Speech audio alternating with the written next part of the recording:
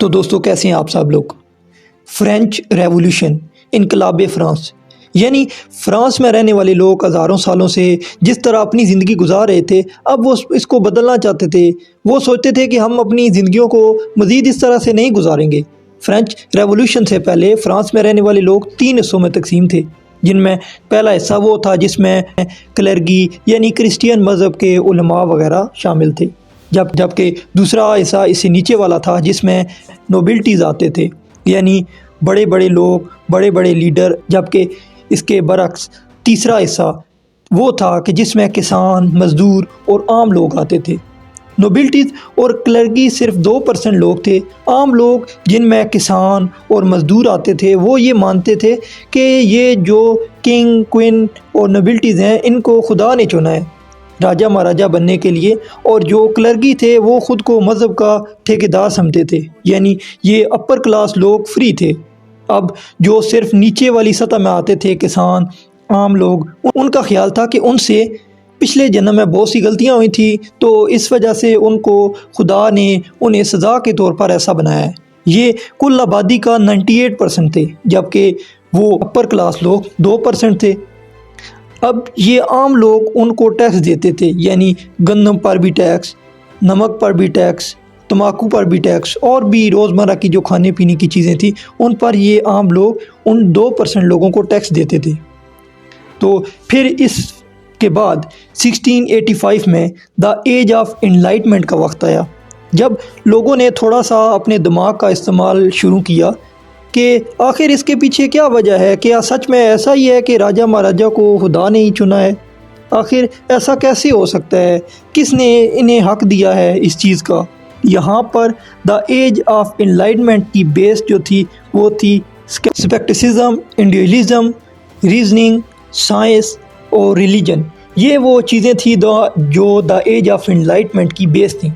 تو لوگوں نے اس پر سوال اٹھانا شروع کر دیے، اور پھر ایٹ دا سیم ٹائم اسی وقت ان کی کتاب بائبل میں لکھا گیا تھا کہ سورج زمین کے گرد گھومتا ہے، اور گیلیلیو نے یہ چیز کو غلط پروو کیا اور بتایا کہ بھائی صاحب، سورج زمین کے گرد نہیں گھومتا، بلکہ زمین جو ہے وہ سورج کے گرد گھومتی ہے۔ گیلیلیو کی اس بات پر پجاری لوگ بھاگ کر آئے اور اسے کہنے لگے کہ تم کون ہوتے ہو جو اپنی کتاب بائبل پر سوال اٹھایا، تم کون ہوتے ہو ایسا کرنے والے؟ انہوں نے گیلیلیو کو پکڑ کر جیل میں قید کر دیا۔ لیکن اب اس کے ساتھ اور بھی بڑے بڑے فلاسفر سامنے آنا شروع ہو گئے تھے۔ یہ جتنے بھی پجاری، کلرگی لوگ تھے، یہ لوگوں کو مذہب کا اسکرپٹ دکھا کر کہتے تھے کہ یہ دیکھو، یہ جو لکھا ہوا ہے اس پر کوئی سوال نہیں اٹھا سکتا۔ یہاں پر پھر اس کے بعد ایڈورڈ ہربرٹ ایک اور آئیڈیالوجی کو پیش کرتے ہیں جس میں لکھا گیا تھا کہ آپ اس پر سوال اٹھا سکتے ہیں، اور خدا نے ہمیں اس دنیا میں اسی لیے بھیجا ہے کہ ہم اپنے دماغ کا استعمال کر کے اس تک پہنچیں، اس کو پہچانیں۔ جان لوکے نے divine right of king theory کو اپوز کیا اور کہا کہ کوئی خاص اور کوئی کم تر نہیں ہے، سب لوگ برابر ہیں، اور اگر کسی کو کوئی رولر، کنگ بننا ہے تو اس کا فیصلہ عام عوام کرے گی، عام عوام سے اس کو اس چیز کی اجازت ہونی چاہیے۔ بیسیکلی جو ڈیموکریسی کا کانسیپٹ تھا وہ یہیں سے آیا۔ اپنی بات پر ہم واپس آتے ہیں۔ جیسا کہ آپ کو بتایا کہ ٹیکس صرف غریب لوگ دیتے تھے، اب یہ جو ایک سسٹم بنا تھا اسے 3 اسٹیٹ سسٹم کہا جاتا تھا۔ 1756 سے 1763 میں فرانس اور برٹین کے درمیان ایک 7th ایئر وار ہوئی تھی، تو جس کی وجہ سے فرانس کی اکانومی تقریباً اس وقت بالکل ڈوب چکی تھی۔ فرانس قرض میں ڈوب گیا تھا اور بینکرپٹ ہو گیا تھا۔ 1774 میں اس وقت فرانس کے کنگ بنتے ہیں کنگ لوئس 16۔ یہ صرف تقریباً 20 سال کے تھے۔ یہ اپنے ساتھ پھر فائنانس منسٹر بناتے ہیں رابرٹ ٹورگوٹ کو۔ اب رابرٹ ٹورگوٹ کی بھی یہی سوچ تھی کہ گورنمنٹ کو کسی بھی چیز میں انٹرفیئر نہیں کرنا چاہیے۔ پھر ستمبر 1774 میں ٹورگوٹ نے کچھ فارمز لا بھی پیش کیے۔ ان قانونوں نے گورنمنٹ کی انٹرفیئرنس ہٹا دی تھی۔ تو اب گندم کے تاجر اب گندم کو جمع کرنے لگے اور پھر اس کو مہنگے داموں میں بیچنے لگے۔ رابرٹ کا انٹینشن تو ٹھیک تھا، مگر اس کی وجہ سے 1775 میں انفلیشن بڑھی اور دا فلور وار بھی ہوئی۔ جب اس چیز سے کوئی فائدہ نہیں ہوا تو انہوں نے کہا کہ اب نوبلٹیز اور کلرگی پر بھی، لوگوں پر بھی ٹیکس ہونا چاہیے، جس سے فائنینشیل کنڈیشن ملک کی بہتر ہو سکتی ہے۔ لیکن جب یہ بات نوبلٹیز اور کلرگی تک پہنچی تو وہ کہاں اس چیز کو ہونے دیتے تھے، انہوں نے ہی تو رابرٹ کو بنایا تھا فائنانس منسٹر۔ تو جب ان تک یہ بات پہنچی تو انہوں نے فوراً ٹرگوٹ کو اپنی کرسی سے ہٹا دیا۔ اس کے بعد کچھ عرصے بعد 1778 اور 1783 میں فرانس اور برٹین کے درمیان ایک اور جنگ ہوئی جسے دا اینگلو فرینچ وار بھی کہا جاتا ہے۔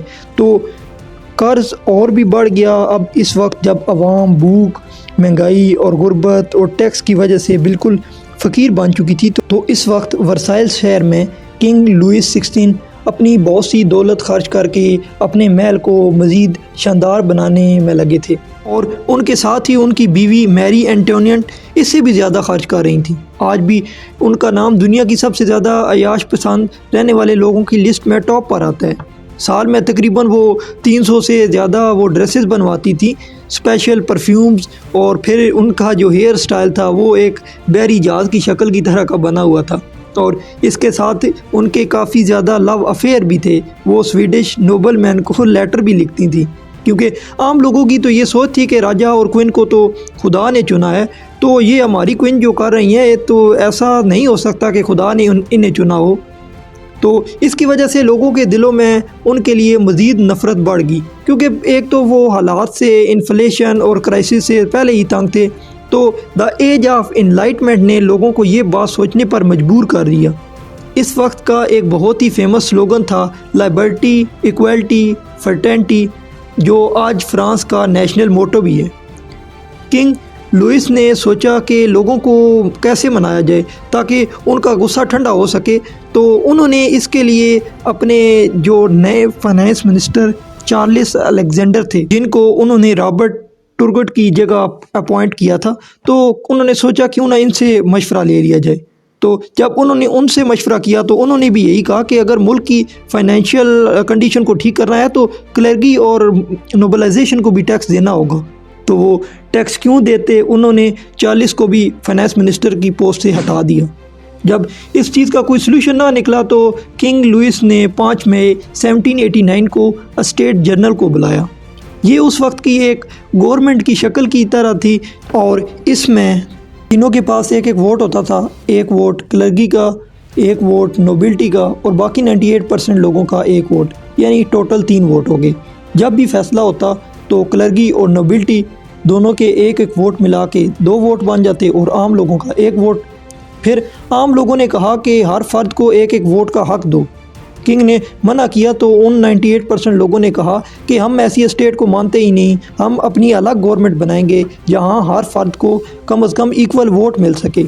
اس کے بعد عام لوگ ایک خالی ٹینس کورٹ میں پہنچ گئے، اور وہاں پر انہوں نے 17 جون 1789 کو حلف لیا اور اپنی گورنمنٹ بنا لی، جسے ڈکلیریشن آف نیشنل اسمبلی بھی کہا جاتا ہے۔ تو انہوں نے کہا کہ اب ہم ایسا کنسٹیٹیوشن بنائیں گے جہاں سب برابر ہوں۔ اب کلرگی اور نوبلٹیز کے لوگ بھی کچھ دیکھ کے وہ بھی اس میں شامل ہونے لگے۔ جب کنگ لوئس نے یہ سب کچھ ہوتے ہوئے دیکھا تو انہوں نے کہا کہ یہ ان سب لوگوں نے اپنی گورنمنٹ بنا لی، اور یہ نہ ہو کل یہ مجھے اوور تھرو کر دیں اور مجھے کہیں مار نہ دیں۔ تو کنگ لوئس نے بھی 27 جون 1781 کو اس اسمبلی کو مان لیا۔